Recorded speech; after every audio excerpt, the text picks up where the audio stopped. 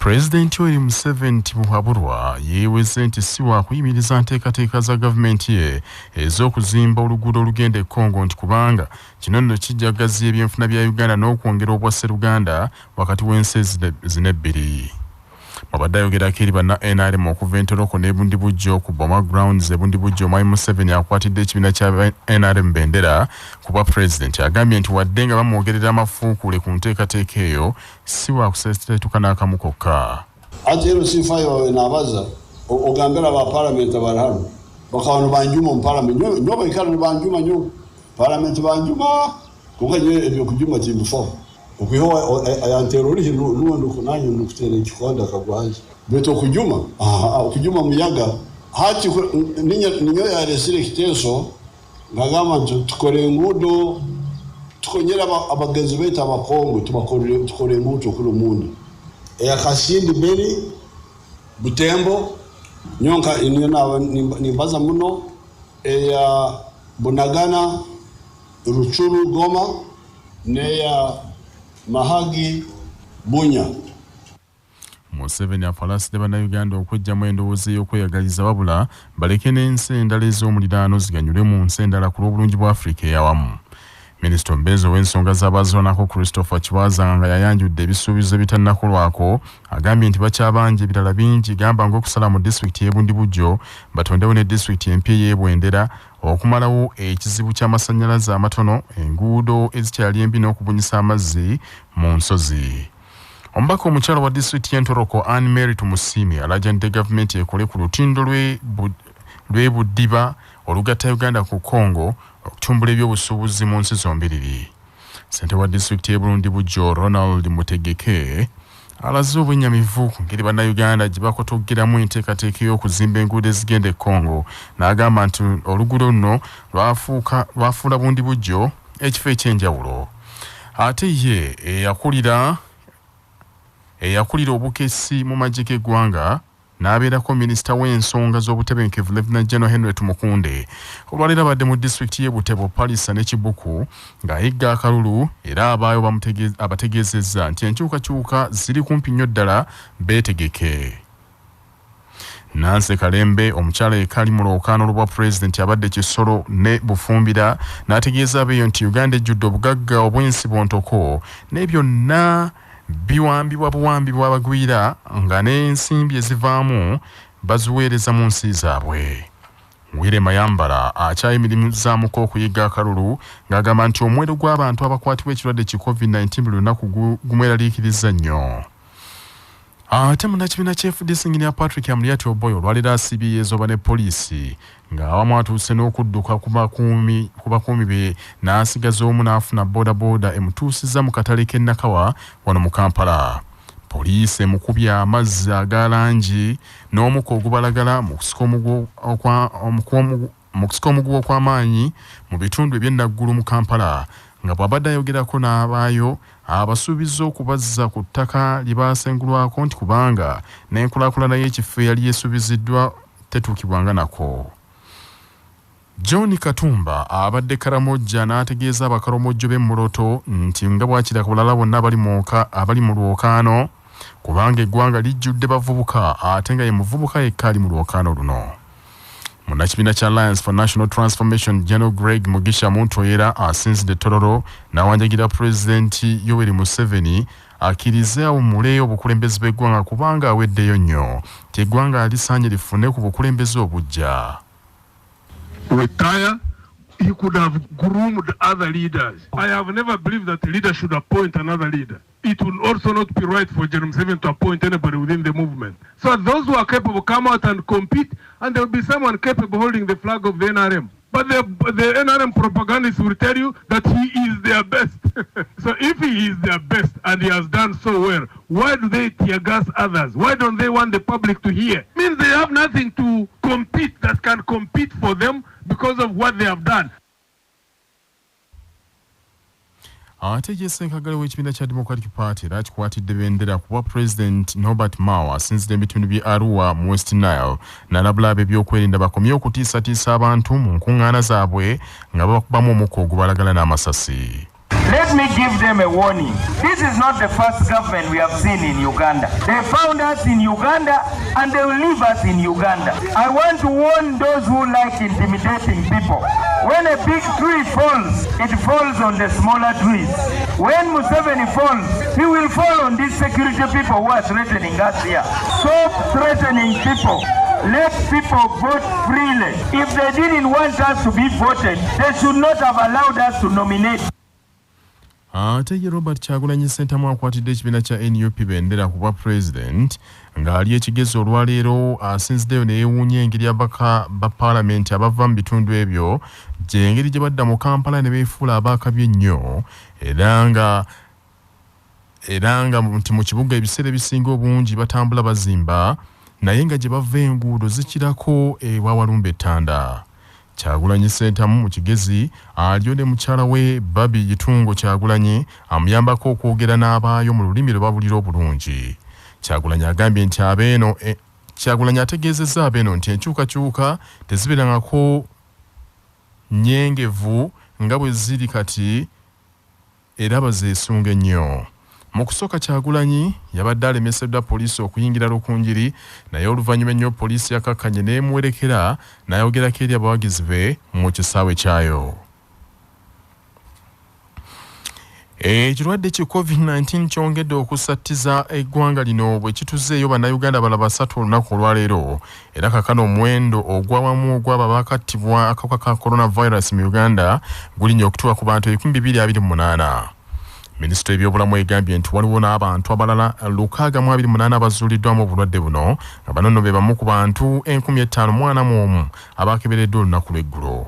Kaakano omuwendo gw'abaakazuulwamu ekirwadde kino gutuuse ku bantu 29,361. Mu bazuuliddwamu obulwadde 5 bagoba bammotoka okuva ebweru w'eggwanga, 4 baafulumye ku nsalo Malaba eyawula Uganda ne Kenya, so ng'omu yafulumye ku ludda lw'e Elegu ensalo eyawula Uganda ku South Sudan. Abantu abalala 623 basangiddwa munda mu ggwanga nga mu disitulikiti y'e Kampala bazuddemu abalwadde 295, e Wakiso bazuddeyo 126, e Masaka 37, e Mbarara 28, e Luweera 24, Kabalole 21, Kasese 17, Soroti 10, Tororo 8, Jinja 7, Mukono 5, Mubende, Ajumani Mbale 4, Kabera Maido Kyota ne Buduuda 3, Kalungu Nebbi Arua Budaka Moroto Busia ne Zombo 2, Kaliro na Misindwa Amuru Kamwenge Abim Kiryandongo Iganga Nakaseke Kyegegwa ne Kyenjojo bazuddeyo omwomu. Dr. Henry Mwebesa akulira ebyobujjanjabi by'ekikugu mu Minisitule y'ebyobulamu agambye nti abantu abalala 12 basibuddwa bulungi mu malwaliro nga bawonye ekireetedde omuwendo gw'abaakasuuka ekirwadde kino okulinnyako okutuuka ku bantu 1,172. Abavuganya ku bwa president beevumye ensisinkana akakiiko ebyokulonda mwe kaabayise okubatabaganya n'ab'ebyokwerinda bagambye nti kale kuli kubadde kubookera biseera. Ensisinkana eno yayitibwa ng'ekigendererwa kya kumalawo okusika omuguwa n'okulaba engeri bano gye bayinza okukolera wamu okwewala embeera evuddeko n'okuyiwa omusaayi gw'Abannayuganda abamu bannaalumanya ne basaalumanya. Ebiina ebikiikiriddwa NRM Alliance for National Transformation, Gatako National Unity Platform, FDC ne yeesimbyewo ku lulwe Joseph Kabuleta ate Ssaabaduumizi wa poliisi ya Uganda akiikiriddwa Director w'ebikwekweto mu poliisi Edward Ochom. Joel Ssenyonyi omwogezi wa NUP agambye nti babadde basuubira nti ebizibu ebiri mu kunoonya akalulu ensangi zo binaanogerwa eddagala naye kibabuuseeko okulaba nti poliisi mu nsisinkano eyo obudde bwonna bumazeeko ng'ekonjera baludda luvuganya nti ate akakiiko ebyokulonda emikono gyako misibire ddala tekakyasobola kukozesa buyinza obukaweebwa mu ssemateeka.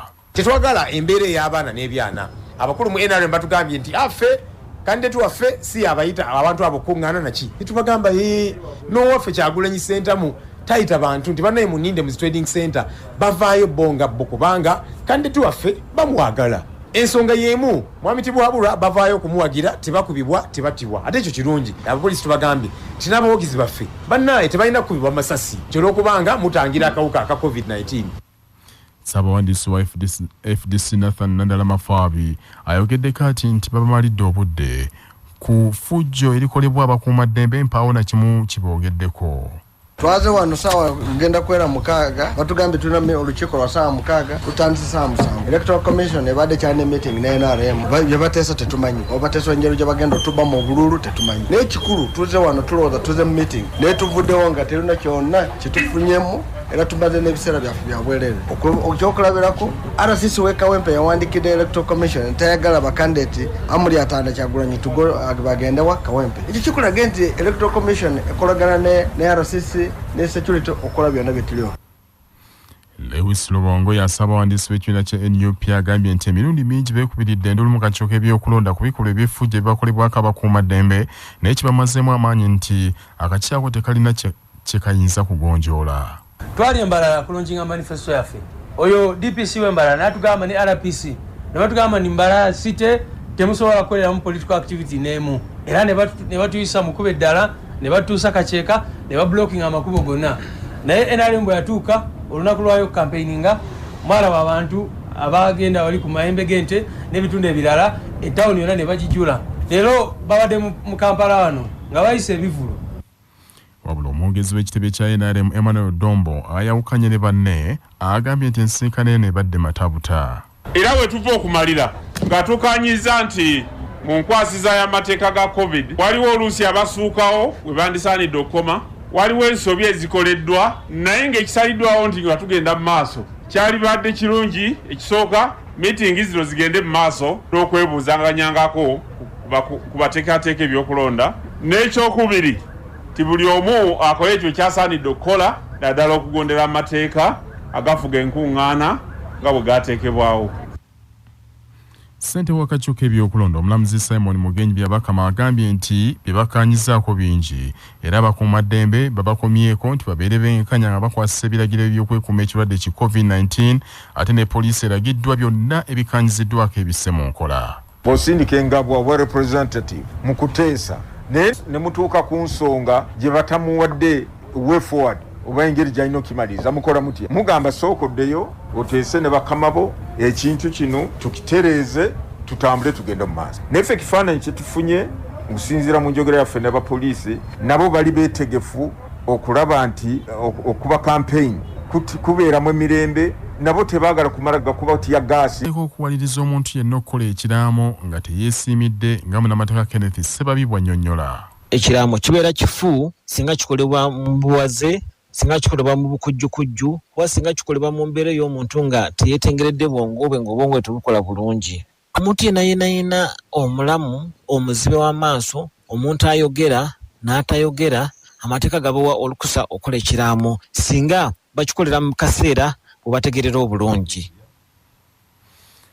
Radio ya Ssaabasajja Kabaka CBS FM ng'eyita mu projekiti ya CBS Pewosa ezzeemu okweyama okuteeka amaanyi mu kussa mu nkola ekiragiro kya Ssaabasajja Kabaka ekyokulwanyisa akawuka akaleeta mukenenya n'okwongera abantu abali ku mulamwa n'okwongera okuwagira abantu abali ku mulamwa ogwo. Abamanyiddwa nga ba Young HIV Positives nga beebaza olw'omulimu amakula gwe bakoze okutuuka ku muntu asookerwako nga bamusomesa ku ngeri y'okwetangira ekirwadde kya mukenenya okuyita mu nkola yateekebwawo CBS FM ne projekiti ya CBS Pewosa. Omukunka Weyamwebe yeebazizza nnyo abavubuka bano olw'obuteekubagiza wabula ne beenyigira mu kampeyini y'okukomya ekirwadde kya mukenenya mu Uganda. Ffe tubeebaza nnyo mu abavubuka abeesowolayo obuvunaanyizibwa obuliwo kukwatira wamu ffenna nga tukolagana okulabanga obulwadde buno tubulwanyisa okutuusa bwe tuli bulinnya ku nfeete. Tuli basanyufu nti mmwe abavubuka abaakwatibwa akalwadde ka siriimu muli beeteefuteefu era muvuddeyo bukuukubira okweyunga ku lutalo olugenderera kukendeeza entambula y'akawuka kano kukwata abantu. N'ensonga muli bakulu nnyo mu mulimu guno mu lutalo olw'okulwanyisa n'okukendeeza oba kukomya okusaasaanya kw'akawuka ka siriimu. Era tujja kubawa obuwagizi bwonna obusoboka. Ku lwange nnyongera kubagumya na kubawa ssuubi. Oba oli awo luli balumu mu bbanga eri teriri ewala nga n'eddagala lyennyini erya siriimu nalyo liziwulira. From CBS Pewosa ne CBS Radio wamu ne Telefina betukolagana nabo tetuli bakugu mukimanyi mwenna abali wano nti twagala okulwanyisa obulwadde bwa mukenenya bugobere eddala mu nsi yonna by 2030 naye ffe wano tulina omukisa nti Ssaabasajja Kabaka yakulembeddeko eno nti nga tuyita mu bitongole bye ebyenjawulo tulina okulaba nti kampeyini eno tugituusa mu byalo ate nga omulundi guno tutunuulidde nnyo abaami okulaba nti batuyambako. Richard Kawoya akulirawo ebyokebeza obulwadde bwa mukenenya mu kitongole kya AIDS Information Center akulembeddemu abavubuka bano yeebazizza nnyo Kyabasi olw'omulimu gwekoze mu kulwanyisa mukenenya. Agambye nti wakyaliwo okusoomozebwa kw'amaanyi nnyo olw'abantu abamu abatajjumbidde kwekebeza. Mulimu abantu bangi abali wansi eyo balina akawuka naye ate tebanaakuvayo kwekebeza kati bakyeyongera akawuka okubanga kasaasaana naye singa buli munnayuganda ebitundu waki 95 ku 100 beekebeza tulituukira 2-3 tujja kuba akawuka tukatudde ku nfiri nga tubuulira tekakyakwata abantu. So ekyo challenge yamanyi kyovula twetaaga kati ba champions abavubuka ngaabo twagala baveeyo bakunge bannaabwe nga Ssaabasajja Kabaka wali nti kati ye mumuli gwa UNAIDS. E Nigeria olwaleero bannalukala ba Boko Haram bazzemu kabya abazadde amaziga agajjulujjulu be bafulumizaawo akatambi nga kalaga abaana b'essomero abasoma 1300 be baawambye wiiki ewedde nga bawanjagira ensi bataase. Abaana bano ba bulenzi nga abamu bali mu myaka nga 10 egy'obukulu abajambula babawamba nga bawamba essomero lyabwe ku mudumu gw'emmundu mu ssaza Katsina erisangibwa mu Bukyakono. Bonna ne babayingiza mu nsiko kyokka obukulukulumu bwemulula mpola ne buddukira mu nsiko amagye ne gabulonda. Bakanywa omusaayi aba Boko Haram ku katambi ke kamu ke bafulumizza balaza abaana bano abasoma 1300 nga babakuumira munda mu kibira. Omu ku baana gwe boogezza nga agambye nti bawambibwa abasajja ba Abubakar Shekau adumira Boko Haram. Mu bigambo byagambye nti bannaabo abamu baafa oluvannyuma lw'ennyonyi z'amagye okulumba enfo za Boko Haram ne ziwandagazaamu amasasi. Ono era asabye gavumenti eggala amasomero gonna okuggyako ago agasomesa eddiini y'Obusiraamu. Ekyokuwamba abaana bano nate kikomezaawo obunkenke bungi mu Nigeria era abakulu mu gavumenti ya Nigeria bagambye nti tebatudde bakyasala entotto ku by'okununula abaana abo. Okuva ku Lwokutaano oluwedde abaana lwe baawambirwa abazadde b'abaana abo tebakomba ku mpeke ya tulo bakeera ku ssomero eryo okufuna amawulire agafa ku baana baabwe ng'eno bwe bakulukusa amaziga era abazadde abamu baazirira ddala okukombako omuntamu nga bagamba nti tewali nsonga ebaliisa mmere ng'abaana bwe bali mu nsiko badaaga. Boko Haram yatandika olutalo luno mu 2009 ng'egamba nti eyagala Nigeria efugibwe ku musingi gwa Busiraamu era abantu 10,000 battiddwa mu lutalo luno n'abaana b'amasomero emirundi mingi bazze bawambibwa.